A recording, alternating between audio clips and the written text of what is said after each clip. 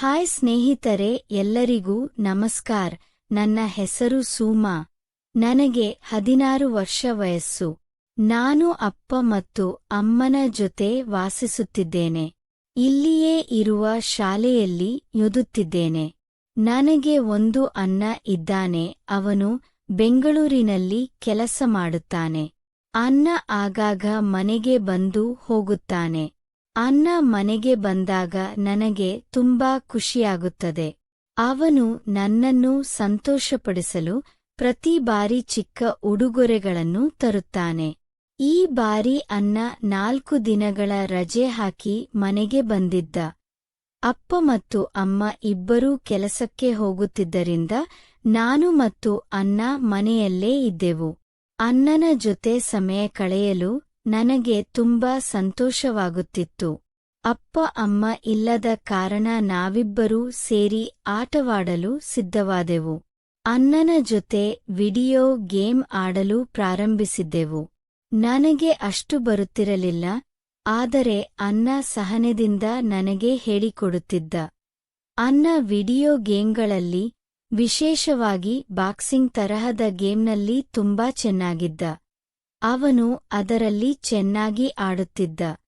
ನಾನು ಕುತೂಹಲದಿಂದ ಕೇಳಿದೆ, ಅಣ್ಣ, ನೀನು ಎಷ್ಟು ಚೆನ್ನಾಗಿ ಆಡುತ್ತೀಯಾ? ನನಗೂ ಬಾಕ್ಸಿಂಗ್ ಆಟ ಕಲಿಸು.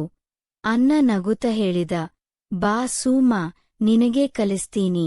ಅವನು ಗೇಮ್ ರಿಮೋಟ್ನು ನನಗೆ ಕೊಟ್ಟು ಅದರಲ್ಲಿದ್ದ ಬಟನ್ಗಳ ಬಗ್ಗೆ ವಿವರವಾಗಿ ಹೇಳಿದ.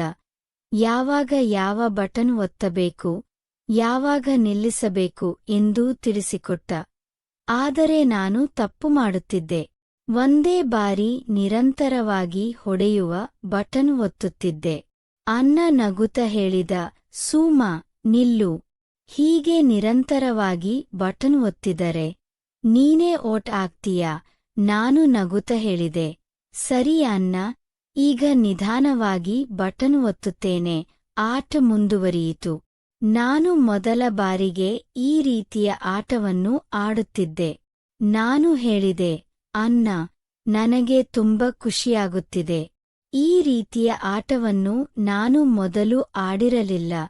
ನೀನೇ ನನಗೆ ಕಲಿಸಿದಿ. ಅಣ್ಣ ನಗುತ್ತ ಹೇಳಿದ, ನಿನಗೆ ಹೇಳಿಕೊಡುವುದೇ ನನಗೆ ಖುಷಿ.